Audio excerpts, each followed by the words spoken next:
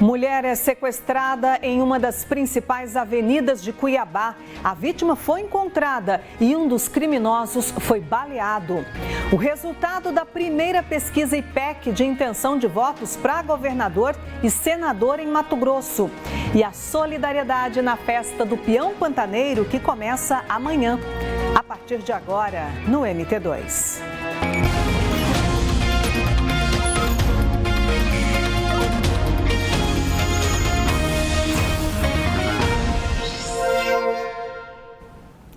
Olá, boa noite.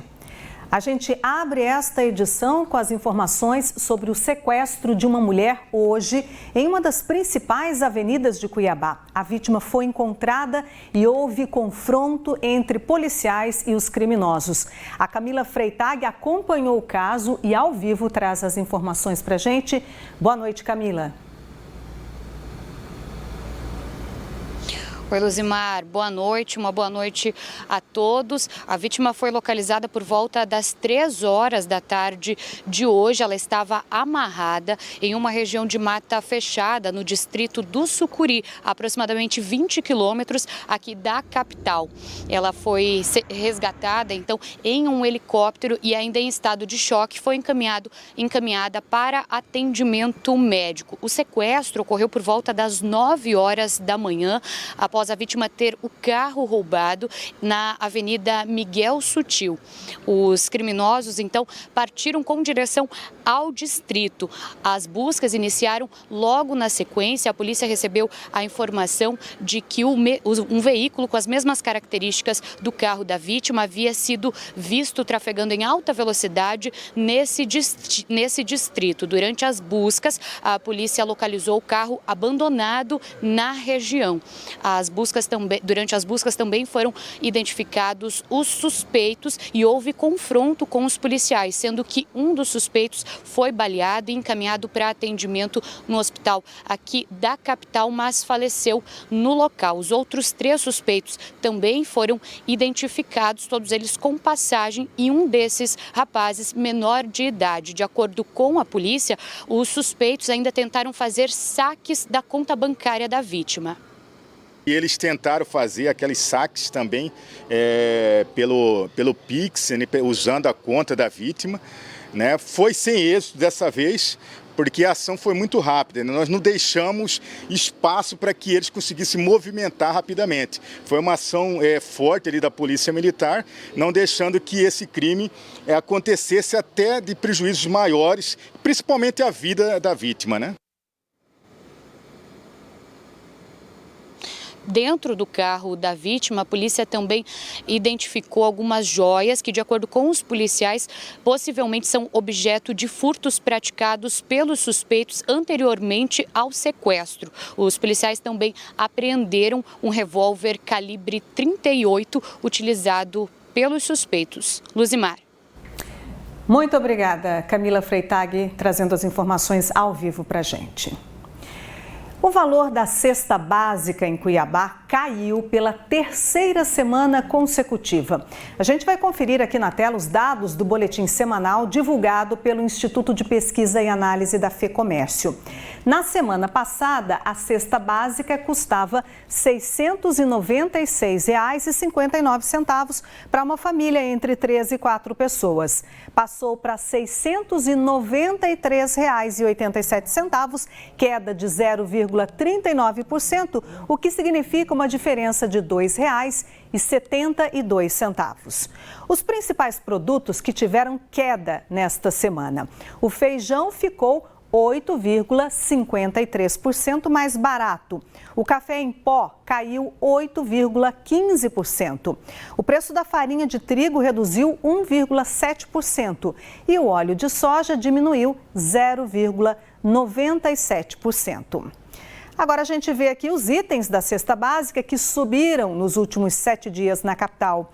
A banana ficou 4,29% mais cara, o tomate teve um reajuste de quase 3%, o índice ficou em 2,96%. O açúcar subiu 2,28% e a batata está custando 1,17% a mais que na semana passada. Os detalhes dessa pesquisa sobre o custo da cesta básica você confere no portal primeirapagina.com.br/MT. E mesmo com a queda de preço nesses últimos dias, como a gente acabou de ver, o café em pó acumula alta significativa nos últimos meses. Isso é resultado de uma série de fatores, como questões climáticas e o valor no mercado internacional. Que tal um cafezinho? Pode ser o tradicional, o expresso ou até mesmo drinks, com direito a chantilly. O Manuel não fica sem e chega a tomar o equivalente a uma garrafa por dia, mas confessa que o preço tem assustado. O preço subiu de uma forma bem considerável. Seu João acorda bem cedo para vender café. São 6 litros por dia. O copinho está 50 centavos, o maior, R$1. Apesar dos aumentos constantes e do lucro ter diminuído, tem conseguido manter o preço. Com um pacote de café você faz bastante cafezinho, então não dá prejuízo, dá para a gente manter. Nesta cafeteria inaugurada há 3 meses, o cliente pode escolher entre os tradicionais, coado ou expresso, ou ainda drinks quentes ou gelados. Os preços variam de R$ 6,90 e podem chegar a R$ 25, dependendo do que acrescentar. Dentro desses 3 meses, a gente já sofreu com 2 aumentos do preço do café. Um aumento de mais ou menos 5% cada uma das vezes. A gente tentou segurar ao máximo, mas não teve jeito. A gente teve que passar ao consumidor, então ele sofreu também esse aumento. De acordo com dados do CPEA, o preço da saca de 60 quilos está saindo a R$ 1.300. No ano passado, neste mesmo período, estava R$ 1.033. Em 2020, no auge da pandemia, R$ 564.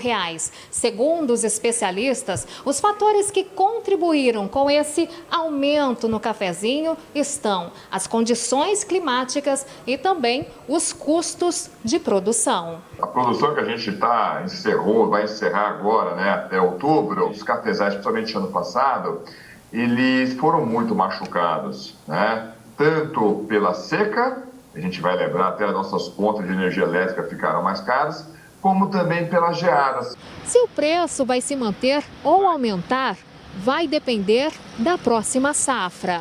A gente ainda vai ver a florada do café a partir de outubro, então a gente não sabe, se São Pedro de repente repetir um ano de seca como aconteceu ano passado, ou se de repente encaminhar um volume excessivo de chuvas. A gente ainda tem muita coisa para acontecer. De qualquer forma, o cenário base é de algum alívio. Mas, gente, não vamos pensar que é um alívio jogando aos preços de café no período pré-pandemia.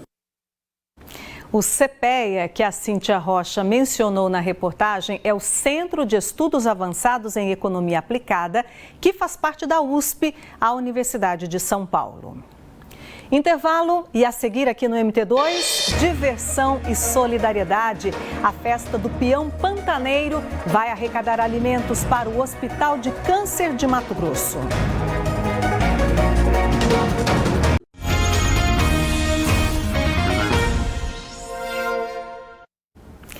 A festa do Peão Pantaneiro começa amanhã, quinta-feira, na Agrovila das Palmeiras. Além de movimentar toda a comunidade e fazer a economia girar, a festa também tem um importante lado solidário. Cerca de 30 mil pessoas devem aproveitar os 4 dias de festa do Peão Pantaneiro. A Agrovila já se prepara para receber os visitantes. Além das apresentações dos peões, terão também shows musicais. A expectativa das melhores, né? Com 2 shows nacional que vai ter esse ano. Vale frisar que todo ano nós faz um quadro social, né? Nós faz um desafio do bem, nós passamos o chapéu e esse ano tem uma senhora aqui que teve um problema, amputou a perna, né? E nós vamos estar passando o chapéu para arrecadar ajudas para ela dentro do rodeio. Mas essa solidariedade vai além. A gente sai um pouco lá da Agrovila das Palmeiras e vem aqui, para o Hospital do Câncer de Mato Grosso. E você deve estar se perguntando qual o motivo, né? Eu te explico. É que nos últimos 4 anos, a festa do Peão Pantaneiro tem sido uma grande parceira aqui do hospital. É que numa das noites da festa, é possível aproveitar o rodeio e fazer a doação de 1 quilo de alimento não perecível que vem direto para a cozinha aqui do hospital. Tudo é feito com muito cuidado, porque daqui vai direto para o paciente que está com câncer. O paciente bem nutrido, ele vai tolerar melhor o tratamento, tanto cirúrgico como a quimioterapia ou a radioterapia. Então, quanto melhor alimentado ele tiver, menos agressivo vai ser o tratamento. Por dia são servidas 1000 refeições no hospital. Por isso que a despensa precisa estar sempre com uma quantidade segura de alimentos. Em 2021, nós tivemos 135 mil atendimentos, né? E agora, de janeiro até agosto, nós tivemos 92 mil atendimentos. Então, nós vamos superar o ano de 2021. Então, assim, toda ajuda é muito bem-vinda, né? Nossos voluntários também é super bem-vindos. Ano passado, a festa do Peão Pantaneiro arrecadou meia tonelada de alimentos não perecíveis. Por isso que esse ano toda a equipe está ansiosa. Às vezes, realmente, você doando um pacote de arroz, um pacote de macarrão, a gente nos ajuda a servir tantas pessoas que viajam do interior, que vêm lá de cima e, assim, não tem dinheiro para uma comida ou aquele contadinho. Então, nos ajuda muito a poder dar esse tratamento, né, que a gente fala que é humanizado a todos os nossos pacientes. Então você já pode se programar, hein? A festa do Peão Pantaneiro começa amanhã, quinta-feira, na Agrovila das Palmeiras, região de Santo Antônio de Levegé. Na sexta-feira, a entrada para a festa é 1 quilo de alimento não perecível. E é esse alimento que vai ser doado ao Hospital de Câncer. E agora a gente vai ver aqui na tela a atualização sobre a pandemia em Mato Grosso. Os dados do painel da Secretaria Estadual de Saúde são atualizados todos os dias. E de ontem para hoje foram confirmados 300 novos casos de Covid. Mato Grosso passou de 833.500 casos confirmados desde o início da pandemia. Quase 817 mil pessoas que tiveram Covid estão curadas. Infelizmente, a gente teve a notificação de mais uma morte pela doença e já são 15.221 vidas perdidas para a Covid em Mato Grosso. A taxa de ocupação de leitos de UTI para adultos pelo SUS continua em 40,45%. São 48 leitos disponíveis para atender pacientes de todo o estado que necessitem de cuidados de terapia intensiva. E subiu para 29 o número de casos confirmados de monkeypox, a varíola dos macacos em Mato Grosso. Até ontem, você se lembra, né? Eram 23. Em Cuiabá, são 13 registros da doença. Em Várzea Grande, 8 casos agora, até ontem eram 5.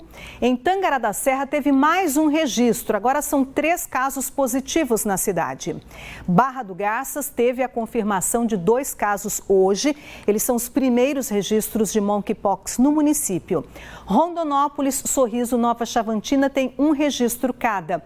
E 15 cidades de Mato Grosso têm casos suspeitos, aguardando o resultado dos exames. A seguir, a primeira pesquisa IPEC de intenção de votos para governador e senador aqui em Mato Grosso. Imagens ao vivo do alto da nossa câmera instalada na região do Morro da Luz, centro da capital, 6 horas e 27 minutos. O trânsito bem movimentado no centro histórico, em um trecho da Avenida da Prainha e a Coronel Escolástico também. A gente volta em instantes.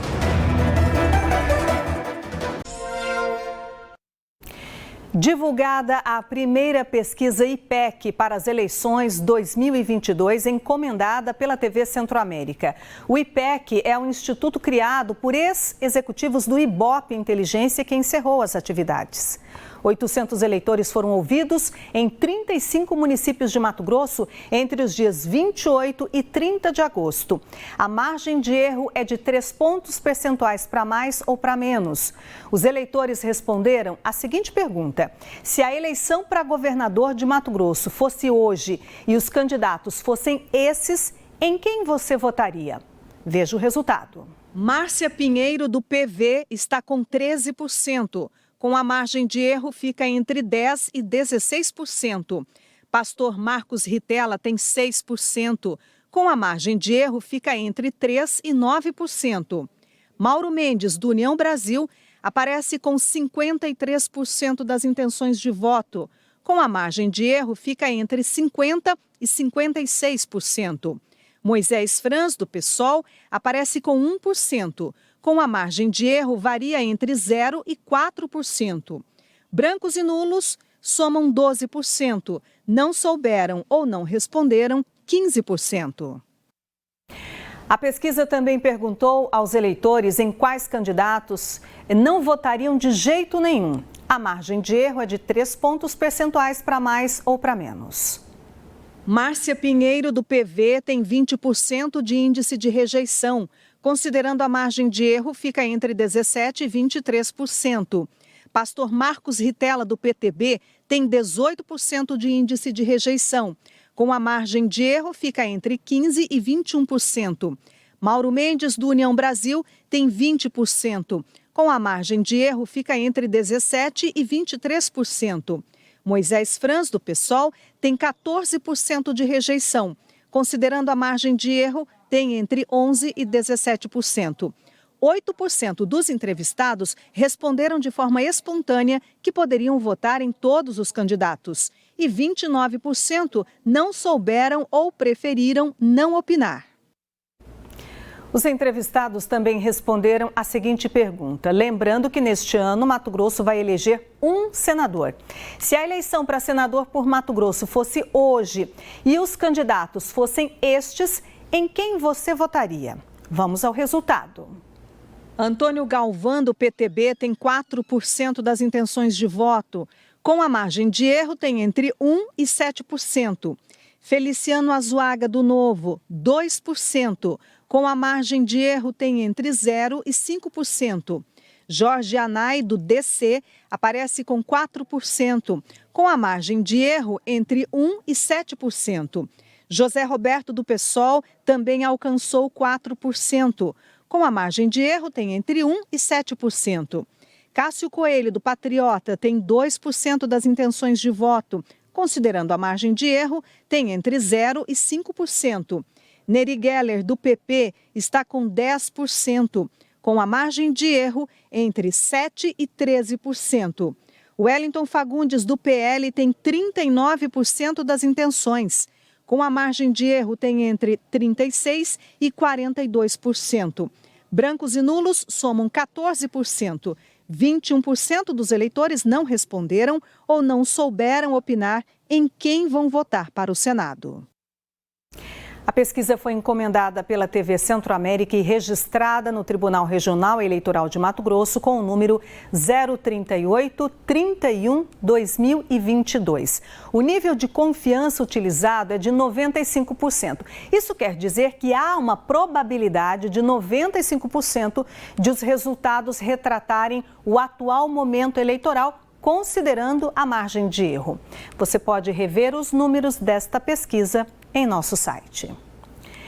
Em Sorriso, 7 carrocerias de carretas pegaram fogo após um incêndio em uma oficina. Uma queimada que começou no terreno vizinho teria dado início às chamas. De longe era possível ver a fumaça escura que tomou conta do céu. O fogo começou em um terreno baldio que fica na rua Tomás Jobim, no setor industrial Nova Prata, em Sorriso. Por conta da intensidade das chamas, o fogo atingiu uma oficina que fica ao lado, onde estavam estacionadas carrocerias de carretas. Ao todo, foram queimadas 7 carrocerias que estavam na oficina para conserto. Eu calculo aqui uns 800 mil, mais ou menos. Entendeu? 2 é minha, que dá 400 mil, a dos outros é cliente. Que eu vou ter que arcar com isso aí, o cara não tem culpa, né? Deixou a carreta para arrumar, eu sou responsável, né? Para o proprietário da oficina, o fogo só não se alastrou mais no terreno onde ele trabalha porque mantém o local limpo. Esse terreno aqui não é meu, é um terreno alugado. Mas eu mantenho ele limpo, você pode ver que está cascalhado, eu cascalhei o terreno. E do lado aqui, esse vizinho aqui, ó, o matagal que estava aí, ó. O meu terreno está limpo. O Corpo de Bombeiros foi acionado e, com a ajuda de brigadistas, conseguiu controlar as chamas. De acordo com os militares, o incêndio pode ter sido criminoso. Na maioria das causas dos incêndios em vegetações, em terreno, são causados pela atividade humana, né, pelo humano. Bem raro acontecer algum acidente ou um acidente natural. E uma última informação, a gente tem imagens do resgate da mulher que foi vítima de um assalto no fim da manhã de hoje em Cuiabá. Ela está no hospital, onde recebe atendimento. Segundo a polícia, uma viatura que estava em serviço foi comunicada sobre a ocorrência e, com moradores do distrito do Sucuri, conseguiu informações sobre um veículo que havia passado pelo local em alta velocidade e que estava com uma avaria na parte da frente. 3 bandidos foram presos e um morreu. O MT2 termina aqui. Você pode rever as reportagens no Globoplay e nos acompanhar em nossas redes sociais. Excelente noite para você e até amanhã. Tchau, pessoal.